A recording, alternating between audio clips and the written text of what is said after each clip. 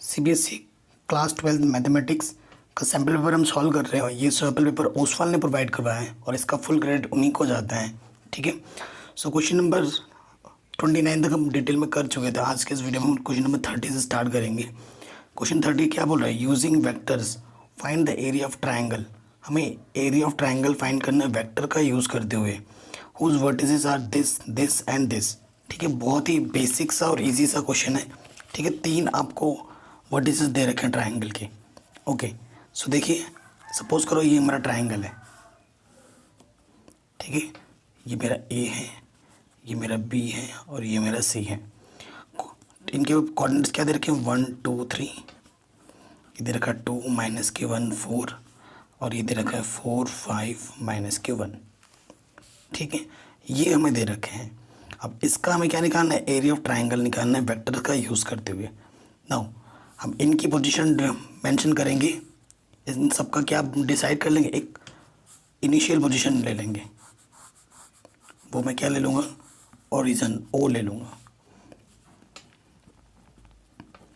ठीक है, नाउ जो मेरे पास ओ ए वेक्टर हो जाएगा, ओ ए मतलब बोले तो ए जो वेक्टर होगा वो क्या होगा? आई प्लस 2j प्लस 3k। इसको मैंने वेक्टर फॉर्म में कन्वर्ट कर दिया। मेरा जो ओ बी होगा वो क्या होगा?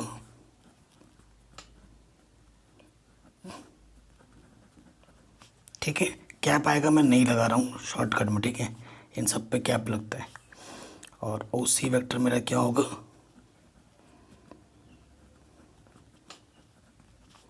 ठीक है, ये मेरे वेक्टर हो जाएंगे। नाउ ये चीज़ तो आपको गिवन है। ठीक है, अब आपको क्या निकालना है? ए बी निकालना है। ठीक है, अब आपको बी सी निकालना है और आपको क्या निकालना है? ए सी निकालना है। तो सबसे पहले निकालना है आपको ए बी। ए बी क्या होता है? बी लास्ट में ना, तो ये होगा ओ बी माइनस ओ ए वैक्टर। ओ बी आपको गिवन है, ओ ए आपको गिवन है, पहले पुटअप करो।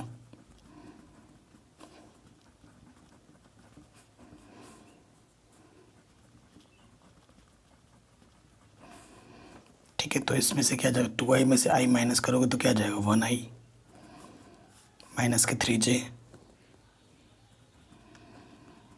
प्लस के k। ठीक है, ये मेरा ए बी आ गया। अब आपने ए बी निकालना, अब आपको क्या निकालना है? ए सी निकालना है। आपको क्या निकालना है? ए सी निकालना है।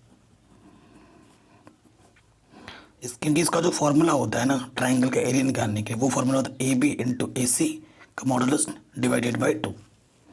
ठीक है, सो ए सी क्या होता है? ओ सी माइनस के ओ ए। सो ओ सी क्या है मेरे पास?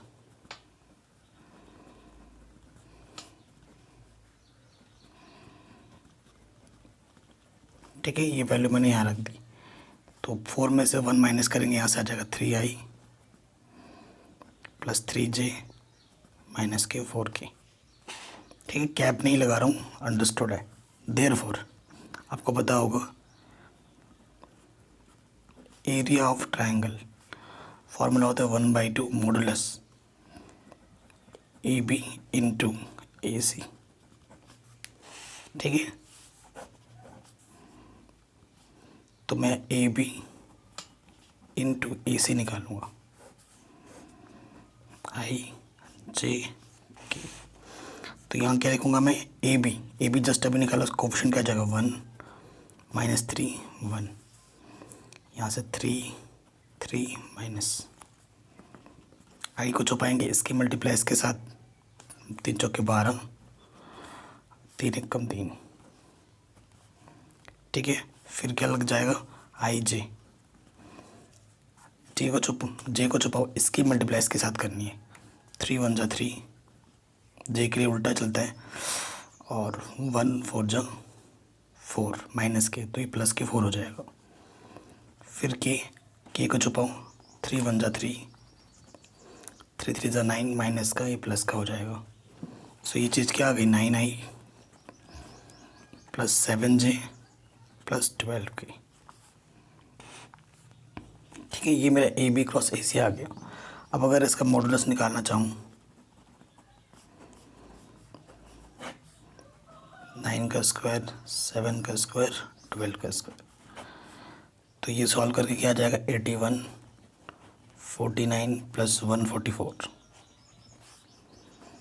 ये आ जाएगा 274 ऐड करने पर। ठीक है, ये आ गया। Therefore area, therefore from first area of triangle 1/2। ये चीज़ अभी जस्ट हमने काउंट की, वो कितनी थी, √274। जो भी यूनिट होगा यहाँ यूनिट लिखो और ऊपर स्क्वायर लगा दो। ये हमारा आंसर आ गया। ठीक है, ये हमारा क्या गया आंसर, इजीली बन गया ये क्वेश्चन भी हमारा।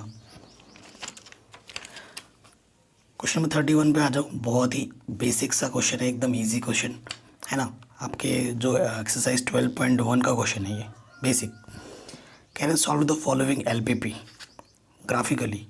मेरे पास ग्राफ तो नहीं है बट मैं आपको पेजेस में करके दिखाऊंगा, लेकिन आपको ग्राफ में ही करना होता है एग्जाम में। हमें मिनिमाइज फंक्शन निकालना है और इसके सब्जेक्ट टू कंस्टेंट ये दे रखे हैं। ठीक है, और x और y की जो वैल्यू वो ग्रेटर देन 0 लेनी है, यानी कि फर्स्ट क्वाड्रेंट में हमें सोल्यूशन फाइंड करना है। ठीक है, चलिए जो दे रखा है वो लिख लेते हैं। क्वेश्चन नंबर है मेरा 31। ठीक है, गिवन क्या है मेरे पास, मिनिमम निकालना है मेरे को, किसका फंक्शन है मेरे पास 5x plus 10y। Subject to constant मेरे को क्या दे रखे हैं, x प्लस 2y 120 से इक्वेशन ए बोल देता हूँ। नेक्स्ट मेरे को दे रखा है x plus y equals to 60 and third दे रखा है मेरे को x माइनस 2y ये। और नेक्स्ट ये चीज़ मेंशन ज़रूर करना, इसका मतलब है कि आपको फर्स्ट क्वाड्रेंट में सोल्यूशन फाइंड करना है। 3 सब्जेक्ट टू कांस्टेंट है तो तीनों का कॉमन रीज़न देखना पड़ेगा। ठीक है, सो स्टेप आपको पता ही है, मैं शॉर्टकट करवा रहा हूँ यहाँ पर। पूरा प्रॉपर स्टेप बाय स्टेप करना देखना चाहते हो तो आप मेरी वीडियोस देख सकते हो, मैंने सारे NCERT करा रखे हैं। अगर आपको कोई भी वीडियो सर्च करनी हो तो ऐसे सर्च कर सकते हो, क्लास 12th जो भी एक्सरसाइज आपको देखनी है। ठीक है, वो लिखो यहाँ पर और उसके बाद आगे लिख दो भाई चैनल का नाम।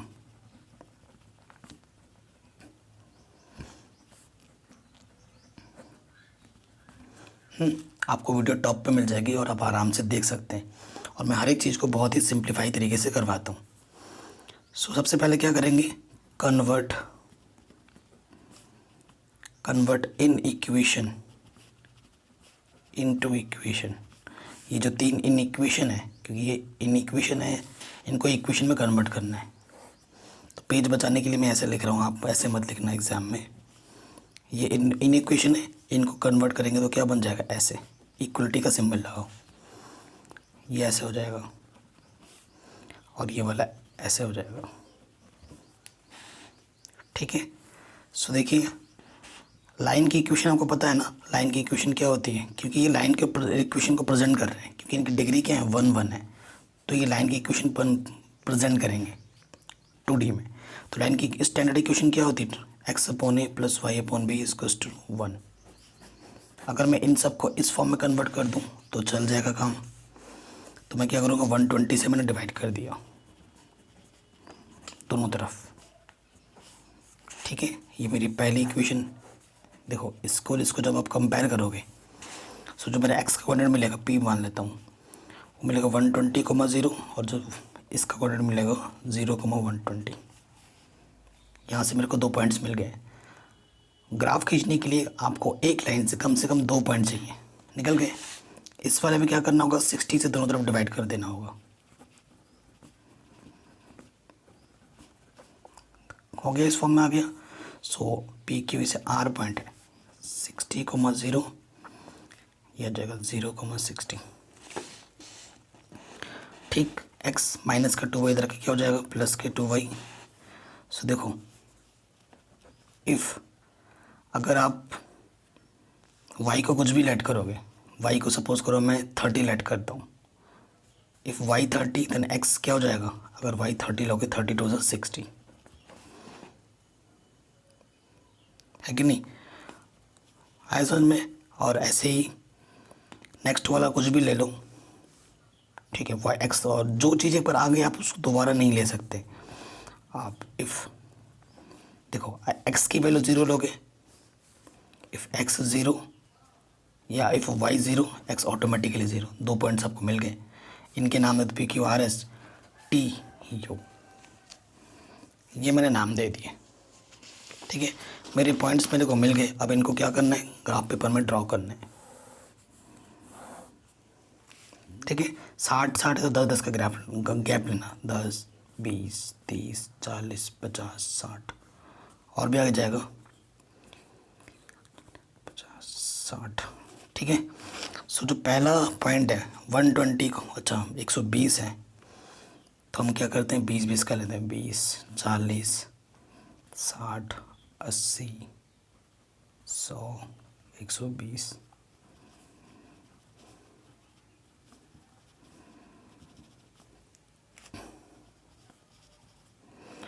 तो ऐसे होगा। सो देखिए, जो पहला लाइन पी पॉइंट क्या है 120,0 यहाँ आ जाएगा, और ये वाला पॉइंट एक यहाँ आएगा। इन दोनों को मिलाते हुए क्या खींच देंगे, लाइन। और यहाँ से लिख भी लेना है, ऐसे ये फर्स्ट है तो आपको ध्यान रहेगा, और हो सके तो इसके ऊपर इक्वेशन भी लिखो, x + y = 120। फिर दूसरा क्या है 60,0, यहाँ एक ये वाला पॉइंट आएगा, और दूसरा पॉइंट कहाँ आएगा, पॉइंट के नाम भी लिखना है। ये पॉइंट मेरा P था, ये पॉइंट मेरा Q था। फिर नेक्स्ट पॉइंट मेरा क्या है R, ये वाला पॉइंट मेरा R है, और फिर 0,60 ये पॉइंट मेरा H है। इन दोनों को मिलाते हुए खींचो, ये सेकंड है, और इसकी भी इक्वेशन लिख दो। कौन सी है ये, x + y = 60, और x = 2y है ना। देखो ओरिजिन से होता हुआ पास हो रहा है, जब भी कोई इक्वेशन ओरिजिन से होता हुआ पास होता है ना, पॉजिटिव डायरेक्शन में ले होगे तो ये ऐसे जाएगी, ओरिजिन से होते हुए ऐसे जाएगी। ट्राई करके देख लेना। पॉइंट से एक तो यहाँ पर आएगा मेरा, और एक पॉइंट मेरा 60,30 आया होगा, x पे 60 यहाँ पे 30 आया है, ये वाला पॉइंट है मेरा। ठीक है, सो ये जा रहा होगा ऐसे, हालांकि इस पर दिख नहीं रहा होगा प्रॉपर, आप ग्राफ में बनाओगे तो आपको पूरा प्रॉपर बनेगा। ठीक है, सो ये ऐसे जाओगे, ये मेरा थर्ड है। अब मेरा क्या देखना होता है, सेकंड अगले स्टेप में रीज़न देखना होता है, रीज़न। ठीक है, सो मेरे तीनों इक्वेशन रीज़न पता करने के लिए मेरे को लिखने पड़ेंगे। पहला इक्वेशन ये था, दूसरा इक्वेशन ये था, सॉरी इधर है ना, एंड तीसरा इक्वेशन मेरा क्या था, x - 2y, ये चीज़। अब हम ओरिजिन लेके चेक करते हैं इस क्वेश्चन में। देखो एट ओरिजिन, ओरिजिन लेके चेक करेंगे तो x की जगह पे 0 रखो, y की जगह पे 0 रखो। 0 + 0 0 सेटिस्फाइड कर रहा है। 120 बड़ा होता है, तो बड़ा होता है तो यानी कि ओरिजिन की तरफ आएगा। पहला वाला ये है, इसका इधर आएगा, ओरिजिन की तरफ आएगा, इसका शेडो, इसका सॉल्यूशन रीजन ओरिजिन की तरफ आएगा। ठीक है, ध्यान रखना। उसके बाद सेकंड वाले पे आ जाओ, ये सेकंड वाला है x की जगह पे 0, ये भी मैं इस पे चेक कर रहा हूँ, तो 0 60 से बड़ा है, तो ये गलत बता रहा है, तो ये 0 से बाहर की जरूर जाएगा, ये है ना, ये इधर जाएगा। ये ओरिजिन इस तरफ है, इससे अपोजिट डायरेक्शन में जाएगा, क्योंकि सेटिस्फाइड नहीं कर रहा है। तीनों का कॉमन रीज़न देखना है, जहाँ पर तीनों मिल रहे हैं। फिर तीसरे पे आ जाओ। ठीक है, अब इसमें आप ओरिजिन नहीं ले सकते, क्योंकि अगर ले लोगे भी तो 0, x की जगह 0 रखोगे, y की जगह पर 0 रखो, 0 0 से बड़ा है, तो ये कुछ इस बात का कोई लॉजिक नहीं बनता। तो ऐसे क्वेश्चनों में क्या किया जाता है, ऐसे क्वेश्चनों में हमें एक पॉइंट लेना होता है, हमें एक पॉइंट लेना होता है खुद से, और उसको फिर देखना होता है। अगर वो पॉइंट उसको सेटिस्फाइड कर रहा है तो सॉल्यूशन में उसकी तरफ लेना है, अगर सेटिस्फाइड नहीं कर रहा है तो उसके अगेंस्ट लेना है। ठीक है, सो तीसरी लाइन मेरी कहाँ थी, ये मेरी तीसरी लाइन है। सपोज करता हूँ मैंने ये वाला पॉइंट ले लिया एट 60,0 ले लिया, तो x की जगह पे 60 रखा, y की जगह पे 0। ठीक है, तो 60 बड़ा है 0 से, ये सेटिस्फाइड कर रहा है, ये पॉइंट क्या कर रहा है, सेटिस्फाइड कर रहा है, तो ये थर्ड वाले का सोल्यूशन कहाँ आएगा, इस पॉइंट की तरफ आएगा। सो आप ढंग से देखो, जहाँ पर ये तीनों लाइन आपस में मिल रही हैं वो रीज़न कौन सा है। देखो ये वाली इधर आई, ये वाली इधर गई, और ये वाली इधर आई, तीनों जहाँ पर आके मिल रही हैं वो ये रीज़न है। क्योंकि 3 इन इक्वेशन है तो जहाँ तीनों का कॉमन रीज़न देखना पड़ेगा। अगर 2 का आ रहा है 1 का नहीं आ रहा है तो वहाँ पे सॉल्यूशन मिलेगा नहीं। ठीक है, तीनों का कॉमन रीज़न ही सॉल्यूशन, फिजिबल सॉल्यूशन देगा हमें। सो ये तीनों पार्ट यहाँ आके मिल रहे हैं। ठीक है, सो फिजिबल रीज़न ये गारंटेड क्वेश्चन में है और ये ऐसा क्वेश्चन हर बार एग्जाम में आता ही है। फिजिबल रीज़न क्या हो जाएगा, नाम इसका मैंने था आर पी, ये इंटरसेक्टिंग पॉइंट कुछ इसका नाम सी दे दो, और ये एक पॉइंट है इसका नाम टी दे दो, टी नहीं कुछ भी दे दो, क्यू दे दो, क्यू नहीं ए दे देता हूँ। फिजिबल रीज़न क्या है, ए सी पी आर, ये मेरा फिजिबल रीज़न है। ठीक है, अब फिजिबल रीज़न तो आपको मिल चुका है, अब क्या किया जाए, है ना। सो एक पॉइंट आपका 60,0 है, एक पॉइंट आपका 120,0 है। सो ये वाला पॉइंट आपको निकालना है और ये वाला पॉइंट आपको निकालना है, क्योंकि ये इंटरसेक्टिंग पॉइंट्स हैं। ठीक है, तो ये वाला पॉइंट आपको कैसे मिलेगा, ये वाला पॉइंट मिलेगा आपको इस लाइन को और इस लाइन को सॉल्व करने पर। ये वाला पॉइंट कब मिलेगा, इस लाइन को और इस लाइन को सॉल्व करने पर निकालना पड़ेगा। आप ऐसे तो बता नहीं सकते हम। फॉर सी सॉल्विंग फर्स्ट लाइन एंड ये कौन सी थी, थर्ड लाइन, थर्ड थी या सेकंड थी, थर्ड थी। ठीक है, तो फर्स्ट मेरे पास इक्वेशन क्या थी, मेरे पास फर्स्ट मेरे पास थी x plus 2y equals to 120, और मेरे पास थर्ड कौन सी थी, x minus 2y equal to 0। कटा, ऐड करेंगे तो 2x equals to 120, x equals to क्या आ गया 60। ठीक है, x इक्वल्स टू 60 आ गया। Since x equal to 2y है, मेरे को y निकालना है, x upon 2 equals to y, तो 60 अपॉन 2 y की वैल्यू क्या आ गई 30। सो जो मेरा C पॉइंट है वो है 60,30। एक इंटरसेक्टिंग पॉइंट मेरे को C मिल गया। अब मेरे को फाइंड करना है ये A पॉइंट। फॉर ए के लिए क्या होगा, देखो थर्ड लाइन को और सेकंड लाइन को सॉल्व करना है, सॉल्विंग सेकंड एंड थर्ड। ठीक है, ये लाइन को सॉल्व करना है। सेकंड लाइन मेरा क्या है, सेकंड लाइन मेरा था x plus y equal to 60 और थर्ड लाइन मेरा था x minus 2y equal to 0। Minus करना पड़ेगा, साइन चेंज होता है, तो ये आ जाएगा 3y equals to 60। So y equals to 3 2 20। Since minus का 2 इधर के प्लस का 2y था, y की वैल्यू 20 है, सो x की वैल्यू आ जाएगी 40। पॉइंट क्या आ गया 40,20, ये पॉइंट है मेरा ए। तो ये मेरे को चारों कॉर्नर पॉइंट्स मेरे को मिल गए। ठीक है, सो कॉर्नर पॉइंट्स आर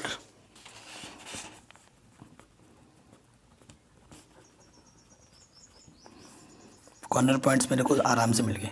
ए मेरे को क्या मिला 40,20 और मेरे को सी मिला था 60,30 एंड बाकी दो जो पॉइंट थे वो थे आर और पी। आर था मेरा 60,0 एंड पी था मेरा 120,0। अब इन पे हमें क्या फाइंड करना है, minimum. So minimum Z, Z मेरे पास क्या था क्वेश्चन में, क्या गिवन था, जेड मेरे को था 5x प्लस 10y। ठीक है, सो एक एक पॉइंट पे चेक करेंगे, इस पे इस पे इस पे इस पे, जिस पे सबसे लोएस्ट आएगा वही मेरा आंसर आ जाएगा। ठीक है, सो एट किस पे चेक करते हैं, पहले चेक कर ले तो किसी भी एक पर, एट ए एक्स की जगह 40 रखो और वाई की जगह पे 20। ठीक है, तो ये आपका 400 आएगा। फिर सी पे निकालो, एक्स की जगह पे 60 रखना और वाई की जगह पे 30, तो ये जाएगा सॉल्व करने पर 60 एंड 30 600। फिर पी पे चेक करो, पी पे जो मेरा आएगा वैल्यू वो भी आ जाएगा 600। एक्स की जगह पे 120 रखना है, 12×60, ठीक है। और मिनिमम चाहिए मेरे को, कौन सा पॉइंट बच रहा है, 60,0, आर पॉइंट पे निकालो। एक्स की जगह पे 60 रखना है, 5×30, 300 आ जाएगा, और वाई तो 0। तो इन सब में मिनिमम कौन सा है, ये किस पॉइंट पे है, आर पॉइंट पे। सो जेड मेरा कितना आ गया, 300 एट आर पॉइंट। आर बोले तो एक्स की वैल्यू जब 60 लोगे और वाई की वैल्यू जब 0 लोगे तो आपको मिनिमम फंक्शन क्या मिलेगा, 300। ये आपका सोल्यूशन था। इस तरीके से आपको क्वेश्चन को टैकल करना है। ये क्वेश्चन आपका आराम से बन गया। आगे बढ़ते हैं नेक्स्ट क्वेश्चन में, ठीक है। सो नेक्स्ट क्वेश्चन आपके पास क्या है, कह रहे हैं if x equals to sine P t, y equals to b cos P t, then d Y upon D x find करना है आपको टी इक्वल टू 0 पर, ठीक है। बहुत ही शानदार क्वेश्चन है, इसको करते हैं अब हम।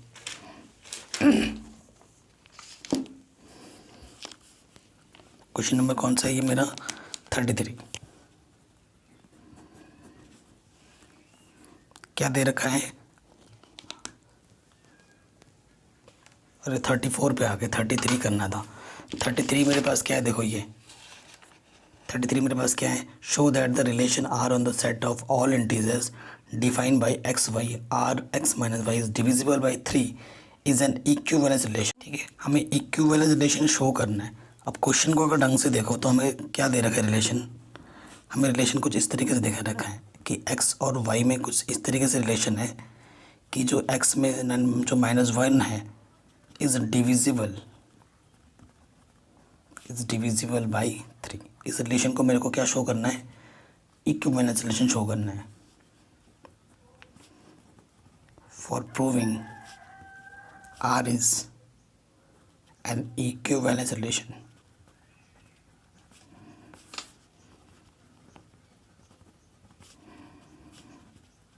we need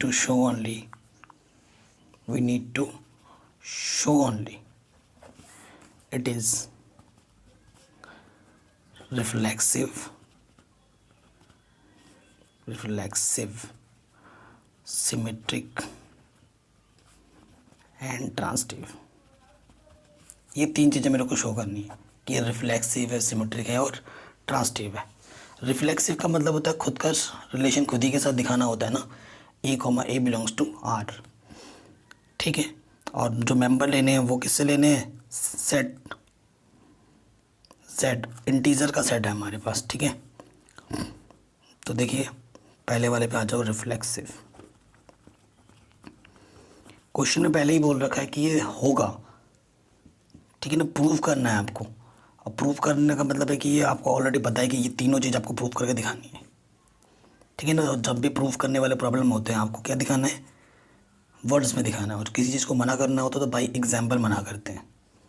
तो देखो सिंस खुद का रिलेशन आपको ये डिफाइन किया हो ना, एक्स लिए वाई की जगह पे भी आपको एक्स लेना है। एक्स माइनस एक्स क्या होता है, 0 is divisible by any number, 0 is divisible by any number. यहाँ कितना है, 3 है। सो अगर कोई x में लेता हूँ z से, देयरफॉर x, x बिलोंग्स करेगा r में, ठीक है।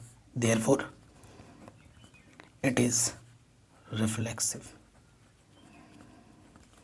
तो ये रिफ्लेक्सिव होगा। अब आ जाओ सेकंड वाले में, सिमेट्रिक। सिमेट्रिक रिलेशन में क्या होता है, अगर x का रिलेशन y के साथ है तो y का रिलेशन भी आपको x के साथ दिखाना है, ठीक है। सो देखिए if x, y belongs to r, that is x minus y is divisible by 3, ठीक है। कोई दिक्कत नहीं है, कोई इश्यू नहीं है। अब सिमेट्रिक दिखाना है। अगर x माइनस वाई डिविजिबल है 3 से तो y माइनस एक्स पे डिविजिबल होगा 3 से। क्यों, अगर देखो एक नंबर सपोज करो तुमने 6 लिया और एक 3 लिया, माइनस किया तो 3 आया, वो 3 से डिवाइड है। तो 3 माइनस एक्स करोगे तो आएगा -3, तो वो भी तो 3 से डिवाइड है। है कि नहीं? तो it doesn't mean if x comma y belongs to R, it implies, अगर यहाँ से मैं नेगेटिव कॉमन ले लूँ, नेगेटिव कॉमन ले लिया तो y minus x is also divisible by 3, that is y x है तो y comma x belongs to R, hence it is symmetric. ये सिमेट्रिक है। अब सिमेट्रिक है और ये मेंशन किया for every x comma y belongs to z, z से ले रहा हूँ मैं, सेट मेरा क्या इंटीजर का सेट है। तो ये हो गया। अब मेरे को दिखाना है थर्ड, क्या ट्रांसटिव। ट्रांसटिव में क्या, अगर x का y के साथ है, y का z के साथ, तो x का z के साथ होगा। If x comma y belongs to R and y comma z belongs to R, मतलब अगर x कमा वाई आर में, यानी कि x माइनस वाई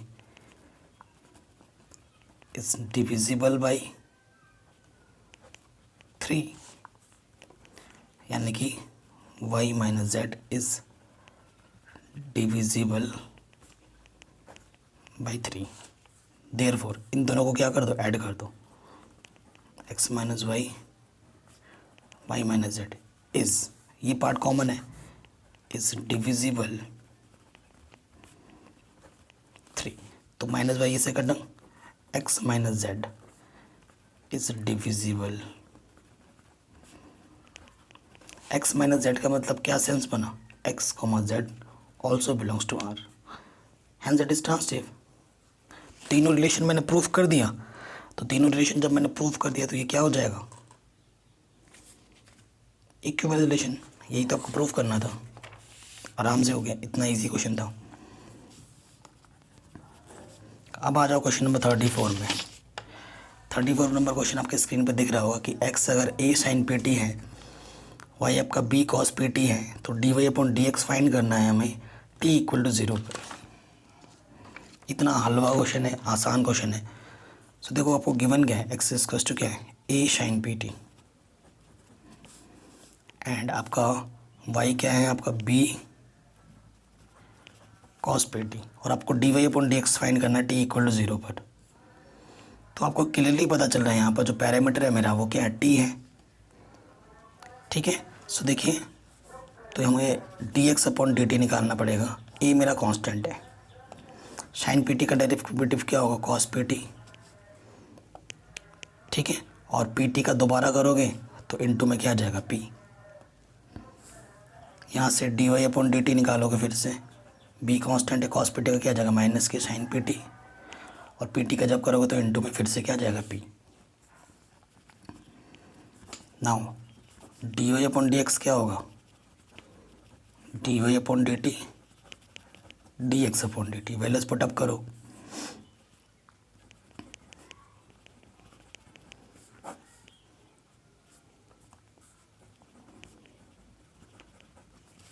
पी से पी कैंसिल, यहाँ से आगे माइनस के बी अपॉन ए, ठीक है, 10 P T, sine P T upon cos P T क्या हो जाएगा, 10 पी टी।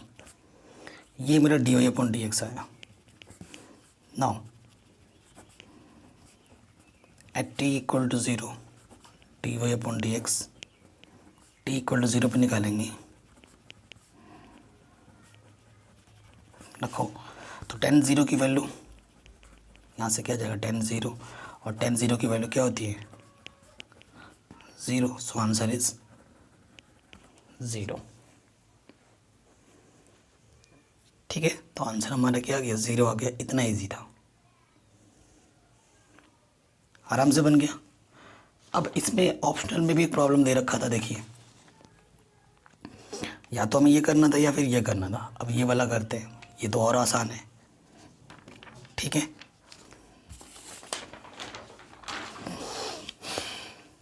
ये एनसीईआरटी का प्रॉब्लम है, क्वेश्चन नंबर और में है ये। क्या ये गिवन क्या दे रखा है हमें, y इक्वल टू पी की power a x plus Q A की पावर बी एक्स। शो करना है, वी नीड टू प्रूव। क्या प्रूव करना है,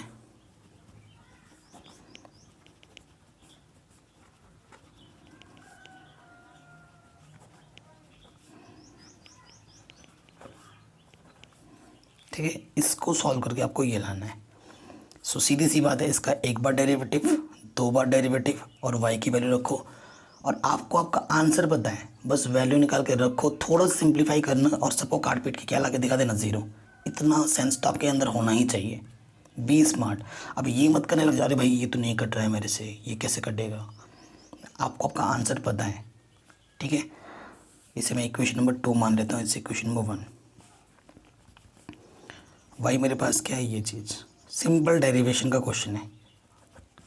तो d Y upon D x क्या हो जाएगा, पी मेरा कांस्टेंट है, एक्स के रिस्पेक्ट में डेरिवेटिव कर रहा हूँ मैं, ए की पावर ए एक्स का ए की पावर एक्स, एक्स का कोएफिशिएंट क्या है ए, मल्टीप्लाई में आ जाएगा।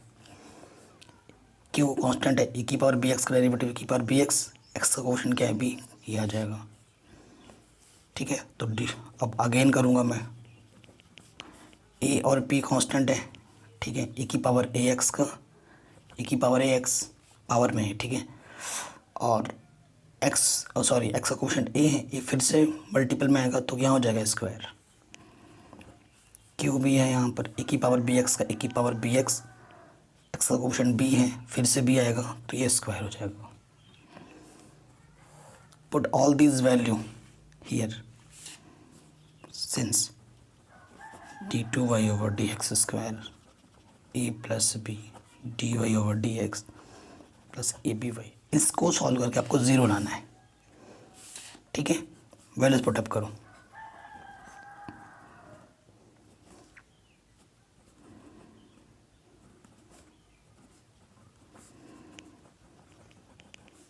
D Y upon D x क्या है, ए पी ए की power a x q b a की पावर बी एक्स, फिर प्लस में ए बी वाई, वाई मेरा क्या है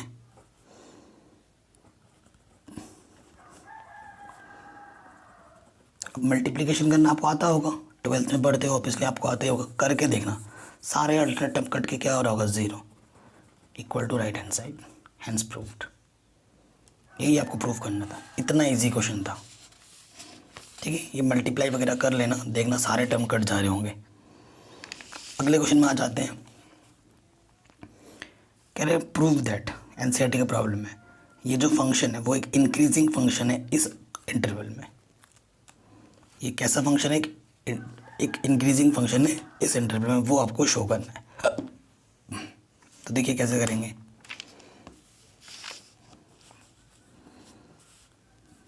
क्वेश्चन नंबर ये मेरा 35 है।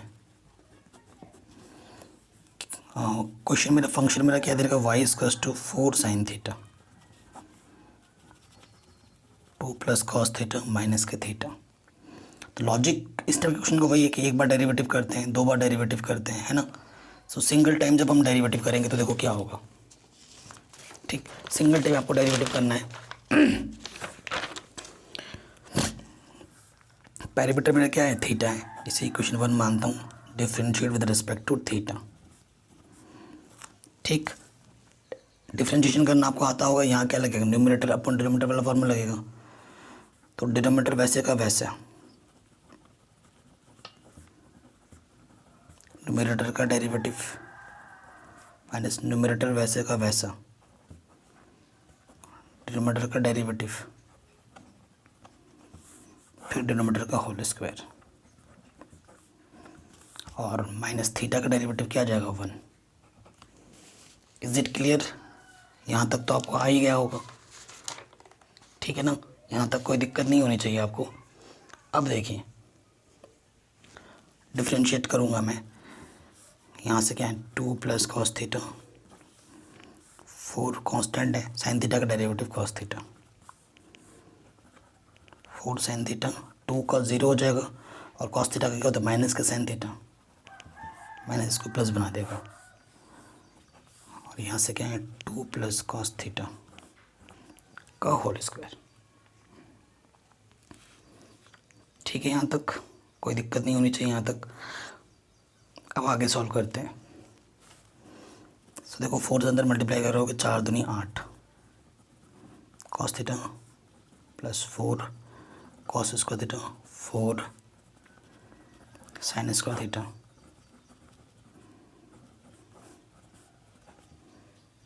ठीक 4 कॉमन ले लोगे, कॉस थीटा 4 कॉमन ले लोगे, अंदर आ जाएगा cos square theta plus sine square theta 2 plus cos theta का होल स्क्वायर, और साथ में साथ सिंप्लीफाई भी कर लेता हूँ, ये इसमें मल्टीप्लाई में आ जाएगा। ठीक है, अब देखिए यहाँ से 8 कॉस थीटा प्लस 4, इसकी वैल्यू क्या होती है 1, इसको खोल देते हैं, ए का स्क्वायर बी का स्क्वायर 2ab।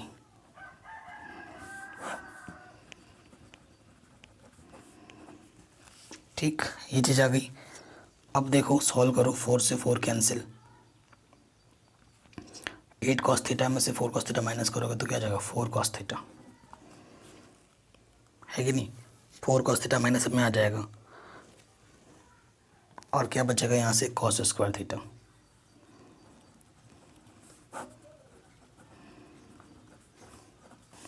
क्या कॉमन है, कॉस थीटा कॉमन है, यहाँ से 4 और यहाँ से आ जाएगा कॉस थीटा। सो इंक्रीजिंग फंक्शन है, ठीक है। अगर आपको फंक्शन को इंक्रीजिंग बताना है तो d Y upon D theta आपको क्या आना मिलना चाहिए, पॉजिटिव मिलना चाहिए। ठीक है, अब देखिए,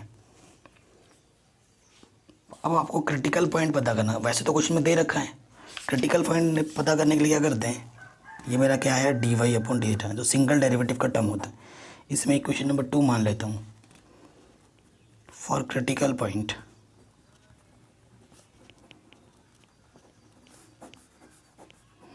क्रिटिकल पॉइंट के लिए क्या करते हैं, एक बार डेरिवेटिव जो है उसको 0 मानो, तो यहाँ से ये